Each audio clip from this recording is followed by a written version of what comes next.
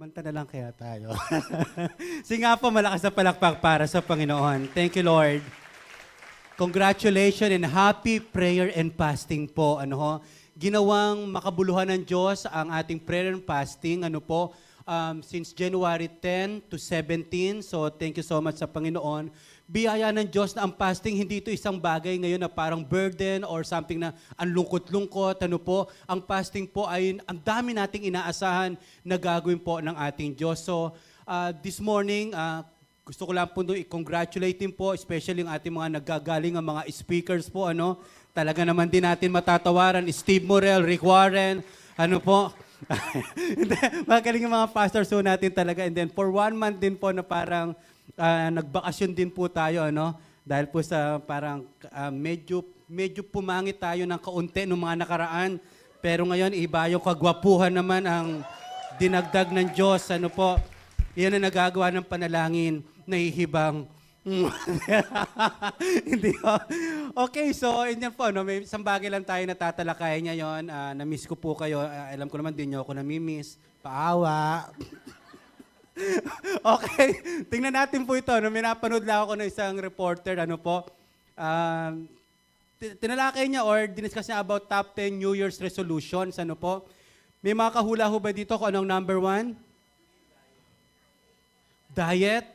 Pagkapayat, punong-puno ang mga gym mo ngayon, Grabe. Pero number 1 is more time with family and friends. More time. Ayun na nga po, fit in fitness, lose weight, get out of debt, Madami po, top 10, Pagkatapos, may survey din pong ginawa. Ano po yung top 10 New Year's resolutions po na hindi natutupad, yun din po yung lumabas. Yun din po yung lumabas. So anong ibig sabihin nito? Oo nga po, may kakayahan tayo na maglista ng mga gagawin natin at hindi, pero yung kapangyarihan na gawin, yung mga plinano natin na gawin, ay minsan, we have no power enough na gawin po yun. Doon papasok yung, we need power and strength from the Lord para talaga magawa po ang mga bagay na yun. Wala naman hong tao sa totoo lang na gusto maging pangit po yung kanyang buhay, yun ang pinaka-New Year's resolution niya po. Wala naman ho eh. Deep inside, sa puso natin, ang dami natin gustong baguhin. Pero minsan, 1 linggo, medyo okay pa. Hindi ho ba? Especially yung mga nagda-diet, okay?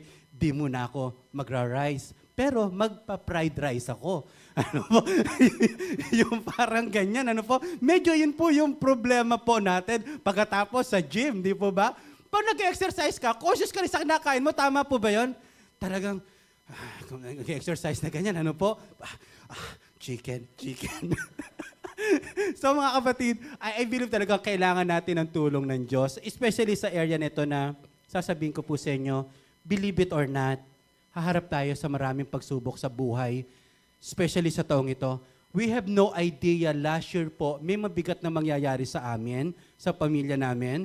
Di rin namin alam na nung last year, kukuhanin na pala yung nanay ko. Talagang medyo nagulat tayo. Especially from July hanggang December, medyo ang bigat po noon. Pabalik-balik na kami sa hospital noon at tunay po na yung emotional rin po, parang stress, somehow po yung iniisip mo kung ano mangyayari, po. Kaya nga po naniniwala po ako, may iba rito dumadaan na. May iba rito ay katatapos lang. Yung iba naman sa atin ay may paparating pa lang. Gayunpaman, lahat tayo po ay nangangailangan ng lakas na mula sa ating Panginoon. Okay? So, basahin natin ito, Matthew chapter 26, verse 36 to 46. Alam niyo naman siguro yung kwento ng Garden of Gethsemane na prayer ni Jesus Christ, doon sa Garden of Gethsemane. Nasa account po ito ng Matthew, Mark, and Luke, kaya nga ang tawag sa kanila, Synoptic Gospel. Magkakamukha sila. Sa Book of John, hindi po sinabi po yan. Okay? Kaya ito po yung pinakamabigat na gabi ng ating Panginoong Yesus na hindi nang tatalakayin natin po. Ano ang gagawin mo pag dumating sa iyo ang pinakamadilim at pinakamabigat na gabi ng iyong buhay, nakakaharapin mo yung mga pagsubok na hindi mo inisip na pwedeng dumating sa iyo, pero dumating at kinakaharap mo na, paano mo po ito lalabanan? Okay? Tingnan natin kung ano ang ginawa ng ating Panginoong Yesus. Sundan nyo na lamang po ako. Then Jesus went with his disciples to a place called Gethsemane, and he said to them, "Sit here while I go over there and pray." He took Peter and the 2 sons of Zebedee, na tinutukoy po ay si James and John. along with him, and he began to be sorrowful and troubled. Then he said to them, "My soul is overwhelmed with sorrow to the point of death. Stay here and keep watch with me." Going a little farther, he fell with his face to the ground and prayed, "My Father, if it is possible, may this cup be taken from me. Yet not as I will, but as you will." Then he returned to his disciples and found them sleeping. Okay? "Couldn't you men keep watch with me for 1 hour?" He asked Peter. "Watch and pray so that you will not fall into temptation. The spirit is willing, but the flesh is weak." He went away a second time and prayed, "My Father, if it's not possible for this cup to be taken away unless I drink it, may your will be done." When he came back, he again found them sleeping because their eyes were heavy. So he left them and went away once more and prayed the third time, saying the same thing. Then he returned to the disciples and said to them, "Are you still sleeping and resting? Look, the hour has come, and the Son of Man is delivered into the hands of sinners. Rise, let us go. Here comes my betrayer." Sa tatlong account na ito, kakaiba si Luke. Si Luke lang ang nagsabi po sa Luke chapter 22 na kuha lang natin yung part na ito. An angel from heaven appeared to him and strengthened him. Pagkatapos sabihin ni Jesus Christ sa Garden of Gethsemane, "Not my will, but your will be done," an angel from heaven appeared to him and strengthened him. Kailan may bumababang anghel at pinalalakas tayo? Kailan dumarating ang anghel ng langit or ang presensya ng Diyos para tayo palakasin? Yan po yung tatalakayin natin, okay? So, ito po yung topic natin, strength from the Lord, the power to overcome trials of life. Okay? So, pray muna ho tayo.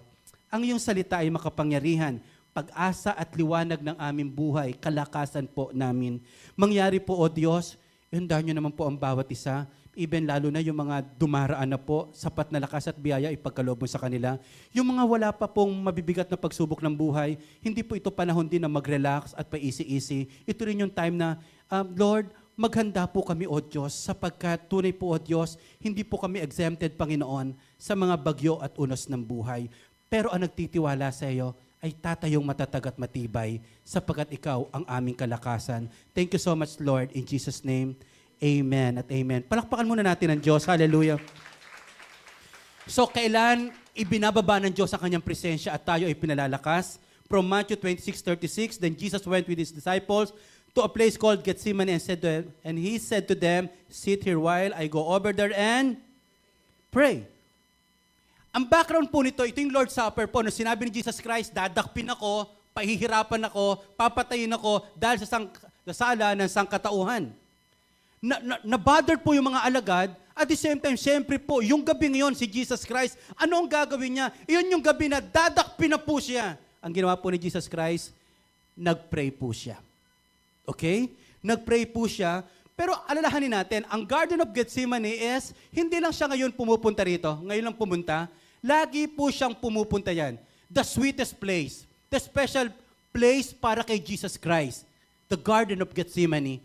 Doon lagi niya kinakatagpo si God. Doon lagi po siya nagpe-pray. On the other hand, ito naman pong mga alagad po, sobra po sila nag-worry po, sobra silang nalungkot, pero hindi ho sila nag-pray. Kaya sinabi ni Jesus Christ, dito muna kayo, pupunta ako doon para mag-pray. Wala man lang disciple na nagsabing, Lord, pwede ba sumama para mag-pray? O kaya naman, Lord, pwede bang pag-pray ka namin? Wala po. Kaya kung gusto nating bumaba ang presensya ng Diyos, at tayo pa ay tumanggap ng kalakasan mula sa Diyos, number one na gawin po natin po, let us choose to pray instead of worrying po. So bumababa ang presence ni God at pinalalakas tayo when we choose to pray instead of worrying po. May hihigit pa ho ba sa prayer? Imagine nyo po kung tayo po isang pamilya. May problema tayo. Halos lahat natataranta na, halos lahat nagkakainitan na ng ulo. Kung merong isa man lang magsabing, instead na magsumbatan tayo, instead na mag-away-away tayo, ba't hindi tayo lumuhod at manalangin? May mangyayaring maganda sa pamilyang yon. When we choose to pray, instead of worrying, but sad to say po honestly, the easiest to do pag may problema, mag-worry. mag-alala.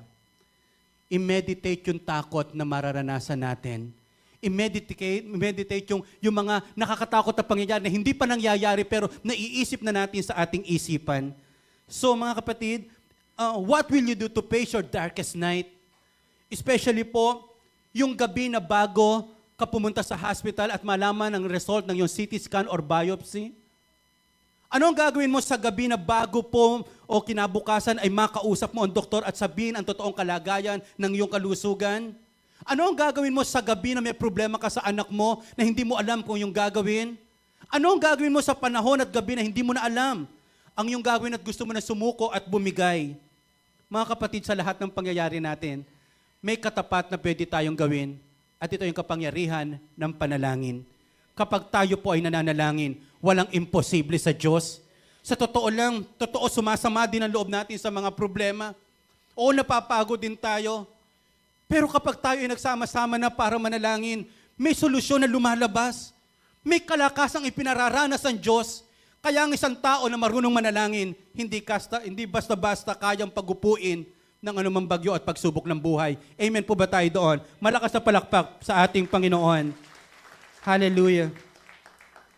Kaya nga po nung nagkaroon tayo ng karamdaman po, talagang mag-text tayo, yun, lahat ng pwede natin sigurong i-text, especially mga G12 leaders, na ipag-pray ho tayo. Nakakatakot din po sa totoo lang. Pastor, natakot ho ba kayo? Oo naman. Pinaka-nakakatakot ko po kasi sa buhay, pinaka-greatest fear ko po, pumangit. Pinaka-greatest fear ko po talaga yun. Kasi bala ko bata pa lang mag-artista na talaga. So kung ito'y magiging dahilan para hindi matuloy yung pag-artista ko, sayang naman. Kalaban pa naman ako ni Panday. Okay. So yung parang ganon, ito part ng devotion nga sa worship team kagabi. Pag wala kang nararamdaman, pag hindi ka parang na-aksidente, ang labo mong isipin na maiksi na lang ang buhay mo. Lagi mo naisip, ang tagal-tagal pa ng buhay ko, ang haba-haba pa tsak ng buhay ko. Pero kapag nagkaroon ka ng karamdaman, o may natuklasang hindi magandang bagay sa iyong kalusugan, ang daling isipin that you are one step closer to eternity. Na pwede ka palang mamatay sooner or later. Totoo yun, nakakatakot din. Nakakaramdam tayo ng takot, pero mabuti para sa atin ang makaramdam ng takot kasi doon tayo nagtitiwala sa Diyos. Doon tayo tumatawag sa Panginoon. Doon tayo lumalapit sa Diyos. Kala ko po, Superman ako. Kala ko po, hindi basta-basta ako pastor lang na hindi tinatamaan ng parang si Kidlat. Derek Ramsey, parang ganyan. Hindi tinatambam ng basta ng sipon, karamdaman, kaya natin yan. Pero grabe, 19 December 19, naghihilamos po ako. Hindi ko na maisara yung mata ko. Pagkatapos, nagmumumug ako. Dito ako nagmumumug, dito lumalabas. May sariling labasan. Sabi ko, gripo? So, yun nga po, sabi ko, Lord, ba't ganon? Di ba sabi mo, umaga? Ang iyong katapatan ay katulad ng umaga. Umaga namatay ang nanay ko. Umaga nung makita ko na ang mukha ko, paling na po. Pero sa kabila ng iyon, ang Diyos ay tapat at mabuti. Basta matuto lang po tayong manalangin, may pag-asa ang buhay ng bawat siyang marunong tumawag sa Diyos. Let us choose to pray than to worry po. Isang malakas na palakpak muli sa Diyos.